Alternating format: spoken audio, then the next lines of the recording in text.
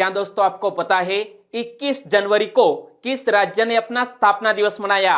हाल ही में Mrs India 2020 का खिताब किसने जीत लिया है? फुटबॉल के इतिहास में सबसे ज्यादा गोल दागने का रिकॉर्ड किसने बनाया है? ऐसे ही 15 बड़ी खबरों को कवर करते हुए हमने आज का बोले तो 22 जनवरी 2021 का करंट अफेयर का वीडियो तैयार किया है। क्वालिटी की दृष्टि से बेस्ट यह वीडियो, आप लास्ट तक देखें। लास्ट में मैं आपसे एक क्वेश्चन पूछूंगा जिसका आंसर आपको नीचे कमेंट बॉक्स में देना है। और अभी तक आपने हमारी जीके 2020 चैनल को सब्सक्राइब नहीं किया है तो सब्सक्राइब कीजिए, पास में जो बेल आइकन है उसे भी प्रेस कर दीजिए क्योंकि आने वाले हर एक वीडियो की अपडेट आपको मिलती रहे। चलिए बिना वक्त गंवाए हम स्टार्ट करते हैं पहले क्वेश्चन से। 21 जनवरी को किसने अपना स्थापना दिवस मनाया? 21 जनवरी को प्रति वर्ष दोस्तों 3 राज्यों का स्थापना दिवस मनाया जाता है। इसमें एक है मेघालय, दूसरा है त्रिपुरा और तीसरा है मणिपुर। तो हाल ही में मणिपुर, मेघालय एवं त्रिपुरा तीनों राज्यों ने 21 जनवरी को अपना स्थापना दिवस मनाया। तो तीनों राज्यों से जुड़ी बेसिक इंफॉर्मेशन भी मैं आपको बताना चाहूंगा। सबसे पहले बात करते हैं मणिपुर की। तो आप मैप में देखिए, यहां पर स्थित है यह मणिपुर और यह है मेघालय और यहां ग्रीन कलर में है वो त्रिपुरा, तो पिंक कलर में है वो मणिपुर। मणिपुर भारत का एक पूर्वी राज्य है। मणिपुर राज्य की कैपिटल का नाम क्या है? इम्फाल। और मणिपुर के वर्तमान राज्यपाल कौन है? नजमा हेपतुल्ला। और मणिपुर के मुख्यमंत्री कौन है? एन बीरेन सिंह। और मणिपुर को भारत का आभूषण भी कहा जाता है और मणिपुर को पूर्व का स्विट्जरलैंड भी कहा जाता है। और 8वें अंतरराष्ट्रीय पर्यटन मार्ट का आयोजन पिछले साल कहां किया गया था? मणिपुर में किया गया था। और मेइती जनजाति उसका भी ताल्लुक है मणिपुर राज्य से। मेइती जनजाति जो घाटी क्षेत्र में रहती है वे ही यहाँ के मूल निवासी है और इनकी भाषा क्या है? मेइतेलॉन। और इसी भाषा को मणिपुरी भाषा कहते हैं। और यह भाषा 1992 में भारतीय संविधान की 8वीं अनुसूची में सम्मिलित की गई थी। तो यहाँ एक और क्वेश्चन बन सकता है, हमारे संविधान की किस अनुसूची में यह भारतीय संविधान की जो मान्य भाषाएं है इसका जिक्र किया गया है? 8वीं अनुसूची में। कितनी भाषाएं है? 22। और दूसरा स्टेट है मेघालय। आप मैप में देखिए, यहां ब्लू रंग में आप देख सकते हैं दोस्तों, यह है मेघालय जो एक तरफ असम और दूसरी तरफ यहां बांग्लादेश से सटा हुआ है। मेघालय को पूर्ण राज्य का दर्जा कब प्रदान किया गया था? 21 जनवरी 1972 को। तीनों राज्यों को दोस्तों यह पूर्ण राज्य का दर्जा दिया गया है 21 जनवरी 1972 को। और पूर्व का स्कॉटलैंड किसको कहा जाता है? मेघालय को। मेघालय का शाब्दिक अर्थ क्या है? मेघों का आलय अर्थात बादलों का घर मेघालय का शाब्दिक अर्थ है। और मेघालय मूलतः एक पहाड़ी राज्य है और यहाँ खासी, जैंतिया और गारो आदिवासी समुदाय के लोग मुख्यतः रहते हैं। इमेज में आप देख सकते हैं। और इसकी उत्तरी और पूर्वी सीमाएं असम, यानी कि यहाँ उत्तरी और पूर्वी सीमाएं जो असम राज्य से और दक्षिणी और पश्चिमी सीमाएं बांग्लादेश से मिलती है। इमेज में देख सकते हैं, दक्षिणी एवं पश्चिमी सीमाएं बांग्लादेश से मिलती है मेघालय राज्य। और मेघालय राज्य की कैपिटल का नाम क्या है? शिलोंग। मेघालय के वर्तमान राज्यपाल कौन है? सत्यपाल मलिक। और मेघालय के मुख्यमंत्री कौन है? कॉनराड संगमा। और तीसरे स्टेट की बात करें तो त्रिपुरा। आप मैप में देखिए, ग्रीन कलर में आप देख सकते हैं दोस्तों, यह है त्रिपुरा। और त्रिपुरा दोस्तों बांग्लादेश और साथ साथ असम और यहां पर मिजोरम से वो अपनी बॉर्डर साझा करता है। त्रिपुरा भारत का एक राज्य है। त्रिपुरा उत्तर, पश्चिम एवं दक्षिण में बांग्लादेश, पूर्व में मिजोरम और पूर्वोत्तर में असम राज्य से घिरा है। त्रिपुरा गोवा तथा सिक्किम के बाद भारत का तीसरा सबसे छोटा राज्य है। और त्रिपुरा की बात करें तो त्रिपुरा का गठन भी 21 जनवरी 1972 को हुआ। त्रिपुरा की कैपिटल का नाम है अगरतला और त्रिपुरा के राज्यपाल कौन है? रमेश बैस। और त्रिपुरा के मुख्यमंत्री कौन है? बिप्लब कुमार देब। और यहाँ आप मैप में देख सकते हैं दोस्तों, यह है त्रिपुरा, जो आपको लोकेशन भी याद रखना है। और जब पूर्वोत्तर राज्यों की बात आती है तो पूर्वोत्तर के 7 सिस्टर भी कहा जाता है। यह 7 राज्यों को 7 सिस्टर यहाँ पर है अरुणाचल प्रदेश, यह है असम, यहाँ पर है मेघालय और यहाँ पर दोस्तों पड़ता है यह नागालैंड, यहाँ पर है मणिपुर और यहाँ पर है मिजोरम और यह है त्रिपुरा। तो यह 7 सिस्टर भी है। क्या 7 सिस्टर? दूसरा क्वेश्चन। और दोस्तों इसी तरह हर क्वेश्चन से जुड़े इंपॉर्टेंट फैक्ट मैं आपके सामने रखता हूं। हमारा यह तरीका आपको अच्छा लगता है, लाइक करना मत भूलिएगा। दूसरा क्वेश्चन, कमला हैरिस के संदर्भ में कौन सा कथन सही है? दोस्तों आपको भी पता है, भारतीय मूल की अमेरिकी महिला, पहली महिला जो अमेरिका की उपराष्ट्रपति के रूप में हाल ही में शपथ ली है। और यहां हमें कमला हैरिस से जुड़े 2 सेंटेंस दिए हैं, तो यहां कौन सा कथन सही है वो हमें यहां दोस्तों ढूंढना होगा। उन्होंने अमेरिका की 46वें उपराष्ट्रपति के रूप में शपथ ली है। यहां कुछ गलत है क्योंकि 46वें राष्ट्रपति बन गए हैं जो बाइडेन, और कमला हैरिस अमेरिका की पहली महिला उपराष्ट्रपति होंगी। बिल्कुल सही है, यानी कि हमारा सिर्फ 2 नंबर का सेंटेंस है वो सही है। आंसर बन गया केवल 2। तो देखो, अमेरिका के नवनिर्वाचित राष्ट्रपति कौन बन गए हैं? Joe Biden. Joe Biden America के 46वें राष्ट्रपति बने और अमेरिका के इतिहास में सबसे अधिक उम्र वाले राष्ट्रपति भी बन गए हैं जो बाइडेन। और 127 वर्ष पुरानी पारिवारिक बाइबल के साथ उन्होंने दोस्तों शपथ ग्रहण की है। और हम सुश्री कमला हैरिस की बात करें तो इतने फैक्ट आपको कमला हैरिस से जुड़े हुए हैं वो याद रखने हैं। अमेरिका की 49वें उपराष्ट्रपति के रूप में शपथ ली है कमला हैरिस ने। वे अमेरिका की पहली महिला उपराष्ट्रपति बनी। इस पद को ग्रहण करने वाली वे दक्षिण एशिया मूल की भी पहली ही अश्वेत महिला भी है। और उनके पिता और माता जमाइका तथा भारतीय मूल के हैं। तो इतने फैक्ट याद रख लीजिए, एग्जामिनेशन में क्वेश्चन निकलने जा सकते हैं। तीसरा क्वेश्चन, निम्न में से किसने सबसे ज्यादा गोल दागने का वर्ल्ड रिकॉर्ड बनाया है? फुटबॉल के इतिहास में दोस्तों एक नया रिकॉर्ड सामने आया है और फुटबॉल में सबसे ज्यादा गोल दागने का रिकॉर्ड बना लिया है क्रिस्टियानो रोनाल्डो ने। यानी कि इस क्वेश्चन का सही आंसर है क्रिस्टियानो रोनाल्डो। दुनिया के सबसे महान फुटबॉल खिलाड़ियों में शुमार क्रिस्टियानो रोनाल्डो ने सबसे ज्यादा गोल दागने का वर्ल्ड रिकॉर्ड अपने नाम कर लिया है। जुवेंटस और नापोली के बीच खेले गए सुपर कप के फाइनल मैच में रोनाल्डो ने एक गोल दागा जो उनके करियर का 760वां गोल था और यह सबसे सर्वाधिक स्कोर है गोल के मामले में। क्रिस्टियानो रोनाल्डो इमेज में आप देख सकते हैं, yes I can do it. Cristiano Ronaldo ने जोसेफ बिकान को पीछे छोड़ते हुए, किसको? जोसेफ बिकान को पीछे छोड़ते हुए फुटबॉल के इतिहास में सबसे ज्यादा गोल करने का वर्ल्ड रिकॉर्ड अपने नाम कर लिया है। और यह जोसेफ बिकान के नाम दोस्तों 759 गोल है, लेकिन अब क्रिस्टियानो रोनाल्डो 760 गोल दागकर विश्व के टॉप 1 बन गए हैं। और तीसरे स्थान पर कौन है? तो ये आप देख सकते हैं, ये इनको तो पहचानते ही होंगे। तीसरे नंबर पर ब्राजील के महान फुटबॉलर पेले है, जिनके खाते में 757 गोल है। 757 गोल किसके खाते में है? पेले के खाते में। किस देश के है? ब्राजील देश के। दूसरे स्थान पर है दोस्तों यह जोसेफ बिकान। क्लियर। चौथा क्वेश्चन, हाल ही में मिसेज इंडिया 2020 का खिताब किसने जीता है?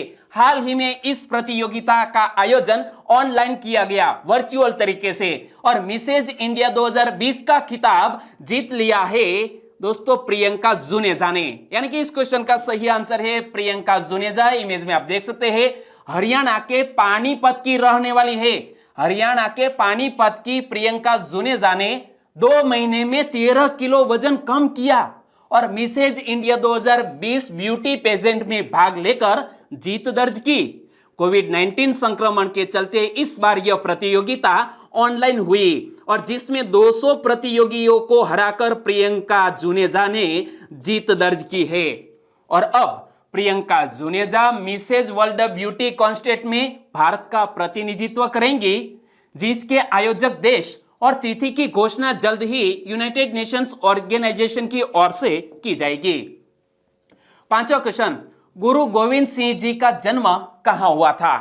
दोस्तों हमारे भारत देश में गुरु गोविंद सिंह को लेकर हाल ही में प्रकाश पर्व मनाया गया और गुरु गोविंद सिंह का जन्म हुआ था पटना साहिब में, यानी कि इस क्वेश्चन का सही आंसर है पटना साहिब।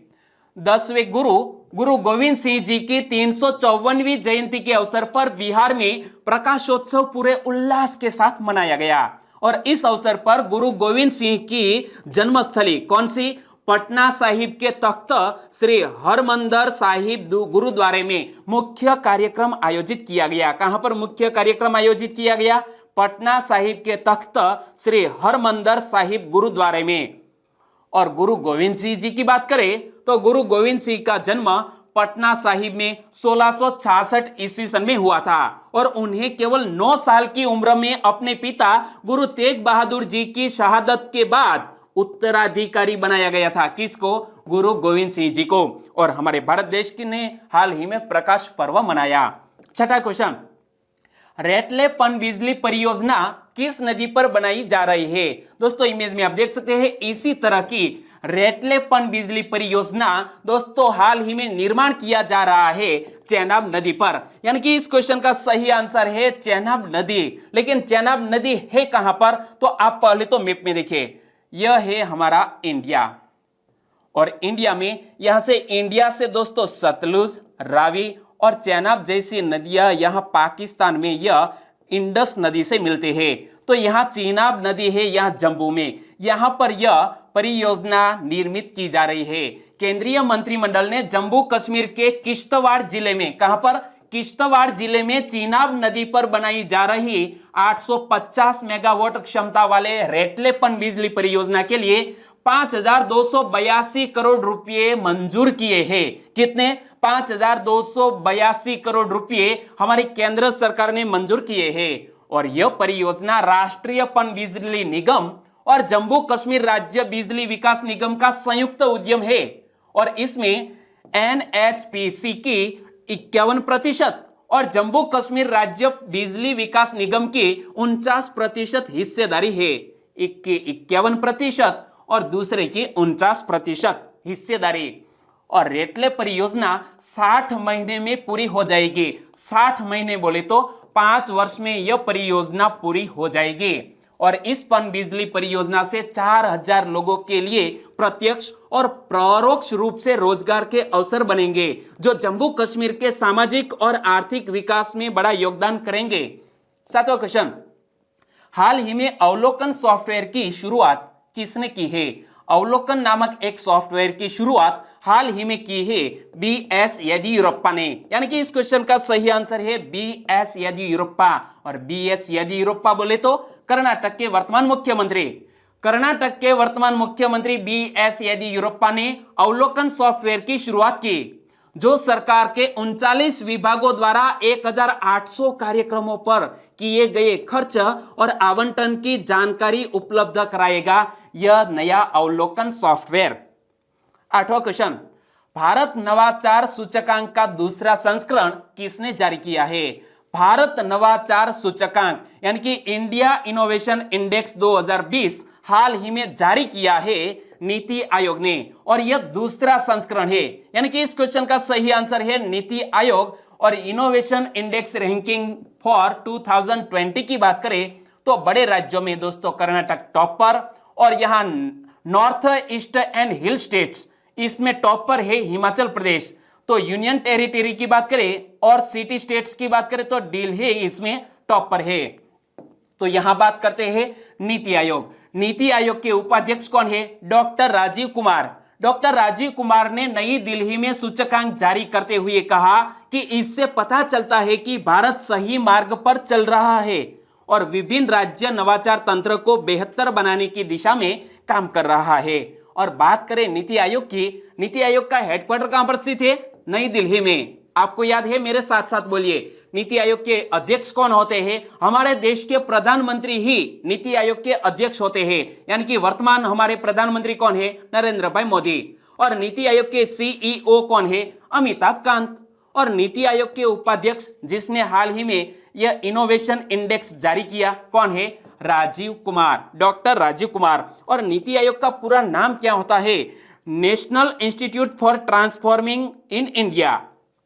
नवा क्वेश्चन, हावड़ा कालका मेल का नाम बदलकर क्या कर दिया गया?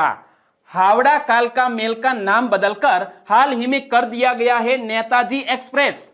यानी कि इस क्वेश्चन का सही आंसर है नेताजी एक्सप्रेस।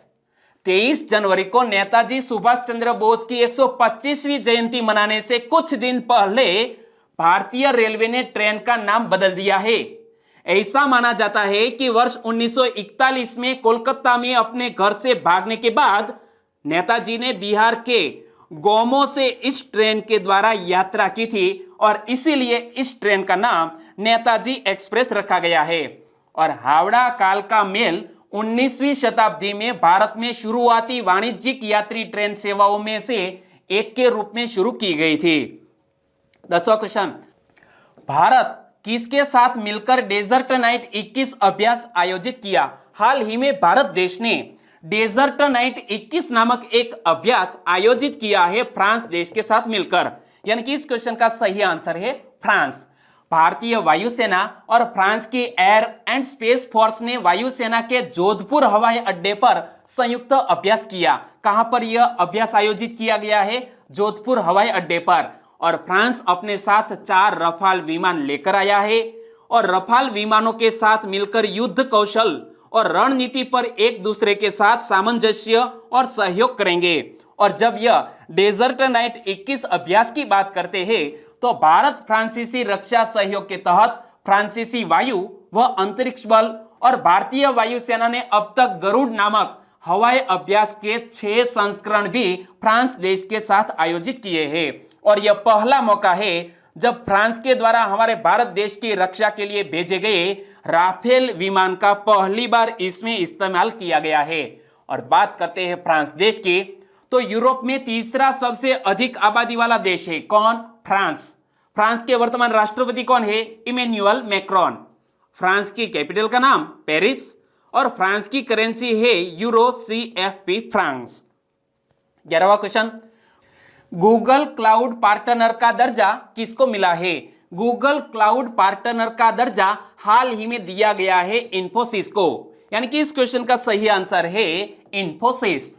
इन्फोसिस को यह मान्यता क्लाउड पर वेयर हाउसिंग और डेटा अंतर्ग्रहण सहित गूगल क्लाउड पर एंड टू एंड क्षमताओं का सफलतापूर्वक प्रदर्शन करने पर मिली है। किसको मिली है? इन्फोसिस को। और इन्फोसिस की बात करें तो इन्फोसिस की स्थापना कब हुई? 7 जुलाई 1981 को। और इन्फोसिस के वर्तमान CEO कौन है? सलील पारेख। इन्फोसिस का हेडक्वार्टर कहां पर स्थित है? कर्नाटक की कैपिटल बेंगलुरु में इन्फोसिस का हेडक्वार्टर स्थित है। 12वां question, Manohar Parrikar off the record पुस्तक किसने लिखी है? Manohar Parrikar off the record पुस्तक लिखी है एक जाने माने पत्रकार वामन सुभा प्रभु ने।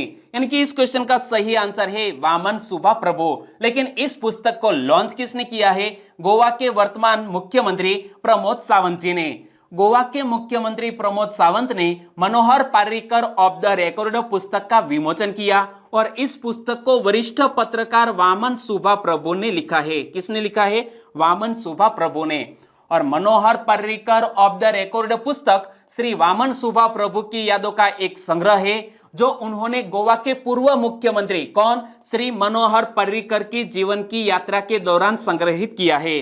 और जब पुस्तक की बात आती है तो दोस्तों इस मंथ में 2 ऐसे क्वेश्चन थे जो पुस्तक का विमोचन से जुड़े हुए हैं। मोदी इंडिया कॉलिंग 2021 पुस्तक का विमोचन किसने किया है? आदेश गुप्ता ने। और यह पुस्तक कौन सी पुस्तक? मोदी इंडिया कॉलिंग 2021 पुस्तक भारतीय जनता पार्टी के नेता विजय जोली का विचार है और इसे दिल्ली भारतीय जनता पार्टी के अध्यक्ष आदेश गुप्ता ने जारी किया है। और दूसरा एक क्वेश्चन दोस्तों 2 दिन पहले ही सुर्खियों में था। द कॉमनवेल्थ ऑफ क्रिकेट पुस्तक किसने लिखी है? द कॉमनवेल्थ ऑफ क्रिकेट पुस्तक लिखी है रामचंद्र गुहा ने। किसने? रामचंद्र गुहा ने। और इसकी आप फ्रंट पेज भी देख सकते हैं। द कॉमनवेल्थ ऑफ क्रिकेट किसने लिखा है? रामचंद्र गुहा जी ने। 13वां क्वेश्चन, हाल ही में आयुष मंत्रालय का अतिरिक्त प्रभार किसको सौंपा गया? मिनिस्ट्री ऑफ आयुष का अतिरिक्त प्रभार सौंपा गया है हाल ही में किरेन रिजिजू को। यानी कि इस क्वेश्चन का सही आंसर है किरेन रिजिजू। आयुष मंत्री श्रीपद येस्सो नाइक एक सड़क दुर्घटना के बाद अस्पताल में भर्ती है, इसलिए केंद्रीय मंत्री किरेन रिजिजू को आयुष मंत्रालय का अतिरिक्त प्रभार सौंपा गया है।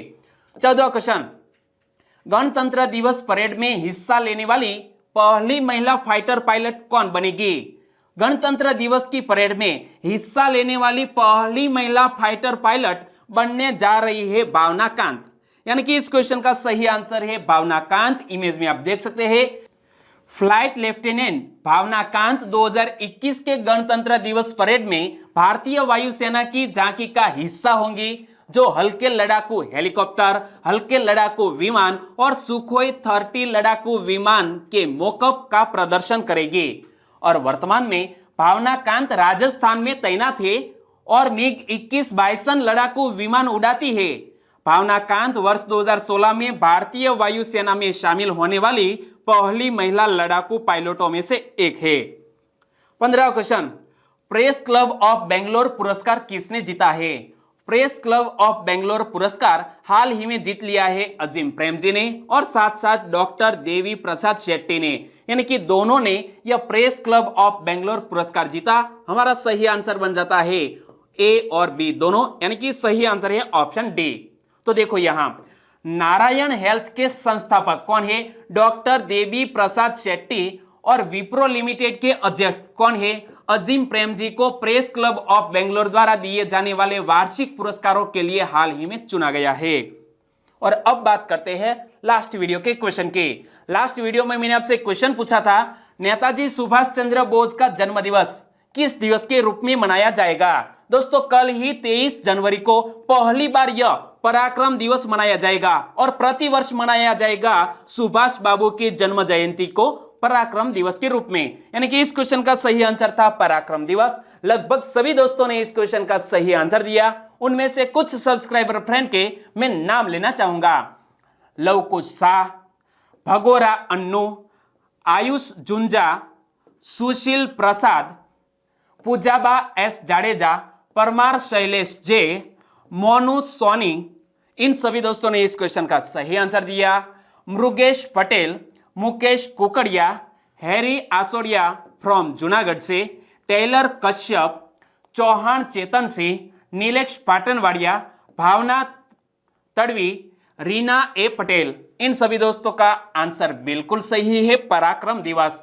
और चौधरी अशोक भाई, पर्वत डामोर फ्रॉम गुजरात अरावली से, म्यू जोशी और आशीष राउत, सभी दोस्तों को सही आंसर देने के लिए बहुत बहुत धन्यवाद।